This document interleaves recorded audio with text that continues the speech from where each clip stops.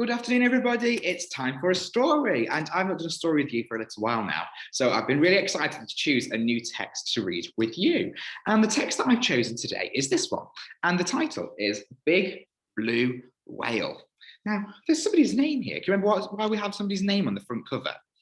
It's usually the author, isn't it? It could be the author, or it could be, as it said here, the illustrator. So here it says illustrated by Nick Malland. Okay, so this is the person who's done all the drawings.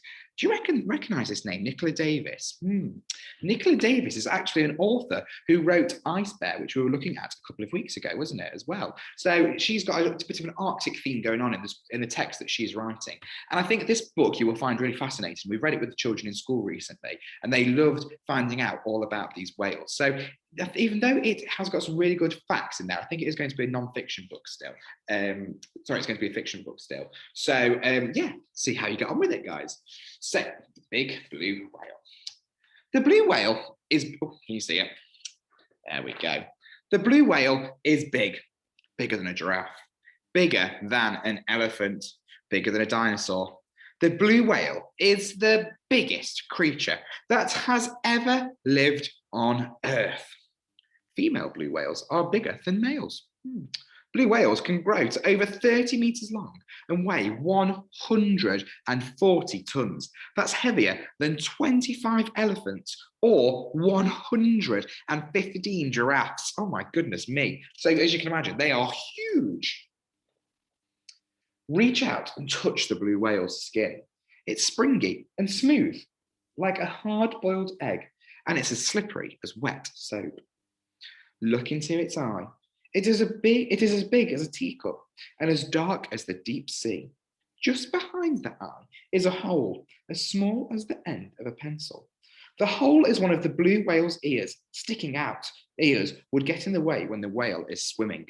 So by having ears that are sort of set back into the whale's body, it allows it to be more streamlined. You say that word, streamlined, so that it can swim more quickly through the ocean.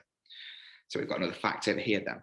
In deep water, there isn't much light and it's hard to see. So blue whales use their senses of hearing and their sense of touch to find their way around. Very interesting.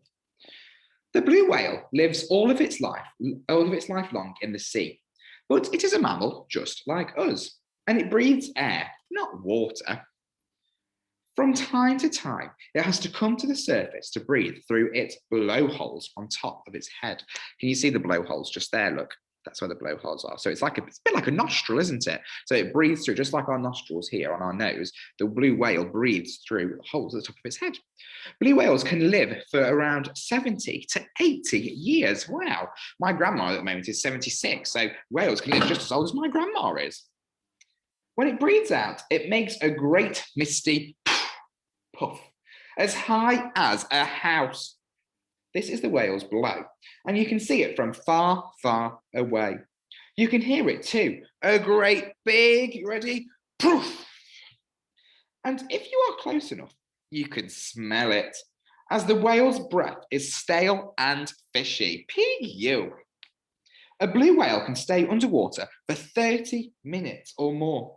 But on long journeys, it usually surfaces for air every 2 to 5 minutes. Wow. So it's every 2 to 5 minutes, it has to come back to the top and take a big gulp of air. A blue whale can have as many as 700. Oh, I think I need to read this bit first. Take a look inside its mouth. Don't worry, the blue whale doesn't eat people. It doesn't have any teeth. It has hundreds of baleen plates. I hope I've said that word right. Baleen plates instead. They're the long, bristly things hanging down from the top jaw. The whale doesn't need teeth for biting because its food is tiny. So these are called the baleen plates just here. So although it looks a little bit like teeth, actually they're sort of hanging little bits of flesh instead. Bristly things, it says. So a blue whale can have as many as 719 baleen plates in its mouth. Baleen is tough, bendy stuff, like extra hard fingernails. So it's kind of made out of the same stuff as your fingernail is. The blue whale eats krill, pale, pinkish, shrimp-like creatures, the size of your little finger. And that's a krill just there. And as you can see, when they're in the water, if there's loads of krill together, because they're a pinkish colour, they can change the water so it looks like it's a pink flow in there, but actually it's just the amount of krill that there are. So billions of them live in the cold seas around the North and the South Poles. In summer, there can be so many, it's already beat me to it. There's so many that the water looks pink. So that in summer, blue whales come to the polar seas to eat. It takes an awful lot of tiny krill to feed a big whale. But the whale doesn't catch them at one at a time. Oh no, it has a special way of swallowing the whole shoals of them in one go. So a shoal is a group of the krill. So it opens its huge mouth and gulps them all in one go. First, it takes a huge gulp of krill and the salty seawater. There's room for all of this because the whale's throat unfolds and opens out like a vast balloon. The word vast means really, really big. Then it uses its great big tongue to push water out between the bristly baleen plates. So it opens its mouth, gets them in there, then pushes the water out because it doesn't need the water anymore. It says a blue whale can have as many as 88 folds of skin in its throat. Wow. The water streams away and leaves the krill caught on the bristles like peas in a sieve. Now, all the whale has to do is lick them off and swallow them. A blue whale can eat about 30 million krill in one day. That's 3 big truckloads of krill. 30 million, wow. Well, there again, I suppose it is quite big, isn't it? And this is how the blue whale spends the summer, eating krill and getting big and fat. But in the autumn, the polar seas freeze over.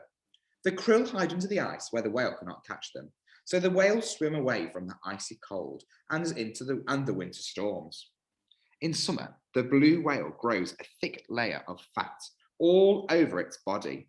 The fat layer is called blubber, and it's a food store for the winter when the whale eats very little. So it's got all of the blubber around its body. So when it's hungry in winter, in winter when it can't get the krill, then it uses this blubber to help it, basically as food. Day after day, the blue whale swims slowly and steadily, nice adverbs, towards its winter home. Its huge tail beats up and down to push it along. Its flippers steer it left and right. For 2 months and more, the whale swims until at last it reaches the calm, warm seas near the equator. And the equator is just in the middle of the Earth. It's an imaginary line, isn't it, that kind of separates the globe or the Earth into the northern hemisphere and the southern hemisphere. There it stays all winter long, so you can keep nice and warm. Some blue whales spend their summers around the South Pole and swim north to the equator for winter. Others live in the North Pole and swim south for the winter. But when it's winter or at the South Pole, it's summer at the North Pole. Oh, that's interesting. So the two groups of whales never actually meet. So one group will be here and one group will be here. And then when the seasons change, another group will be here, but then the other group will be here. So they swap over. So they never actually got them in the same place at the same time. I'm learning as I'm reading as well. And there, the blue whale's mother gives birth to her baby, where storms and cold weathers can't hurt it anymore. Male and female blue whales mate in winter and then separate. Babies are born about a year later. The blue whale's baby slithers from the body, tail first. Gently, nice adverb, she nudges it to the surface to take its first breath. When the baby dives beneath her to take its first drink of milk. A blue whale is 7 meters long at birth. Wow, that's huge. It drinks 700 liters of milk a day, sucking it from the teats tucked into its mother's belly. So a big bottle of cola or fizzy juice or whatever you might have is about 1 liter. However, a baby whale has 600 liters. So that's like having 600 bottles of orange juice or whatever it might be. Okay, so it's a big, big bottle. All through the winter, the blue whale keeps her baby close. It feeds on her creamy milk, and it grows and grows. In spring, the two whales return to the polar seas to feast on krill together. But by the autumn, the young whale is big enough to live on its own. So mother and young whale part and begin the long journey back to the equator. A blue whale may travel from polar seas to the equator and back every year of its life. Sometimes it will swim with other blue whales, but mostly it just swims by itself. Adult blue whales make their hums. Oh, hang on, I've got to read this bit again first, I think.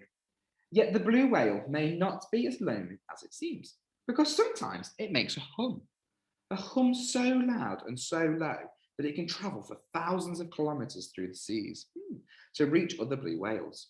Only a very low hum could travel so far, and only a very big animal could make a hum so low. Perhaps that's why blue whales are the biggest creatures on Earth, so they can talk to each other even when they are far apart. Who knows what they say? Here I am. That would be enough. Adult blue whales make their hums in deep water. It's much colder than near the surface, which helps the hum to travel a long way. Because in the vastness of the green seas, and even a blue whale is so small and so hard to find. And that's the end. And interestingly, actually, I've got an index page at the back as well. So if I wanted to find out any information about a certain part of the whale or about something that we know about them, one of the facts, we could use this here. That's interesting, isn't it? So I hope you've really enjoyed this book. I've actually learned loads from the story. I think it's really, really interesting. And there we go. Look, I can see at the back of books, sometimes the author recommends other books that they've written. So here we can see Ice Bear, which is one that Nicola Davis has also read. And actually, come to think of it, I think I've seen a few of these in school. I think in my class, we've definitely got the guinea pig one just here. And I think we've either had or we've got those ones as well. And the turtle one. I didn't realize they were all the same author. Very interesting. So I hope you've enjoyed that book today, guys. And I will see you all again very, very soon. See you later.